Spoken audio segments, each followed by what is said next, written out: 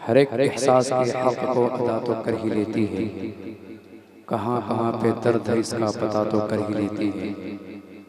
हर एक एहसास के हक़ को अदा तो कर ही लेती है, कहाँ कहाँ पे दर्द है इसका पता तो कर ही लेती है। और मेरे चेहरे को देखकर आसमां को तकने लगती है, मेरी माँ गूंगी है फिर भी दुआ तो कर ही लेती है। मेरे चेहरे को देखकर आसमां को तकने लगती है, मेरी माँ गूंगी है फिर भी दुआ तो कर ही लेती है।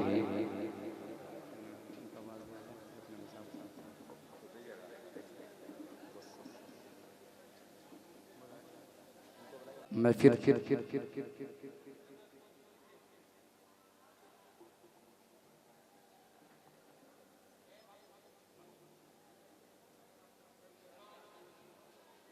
दो अशार के लिए जनाब ज़फ़रुल्लाह साहब से गुजारिश करूंगा, माइक पर तशरीफ लाएं।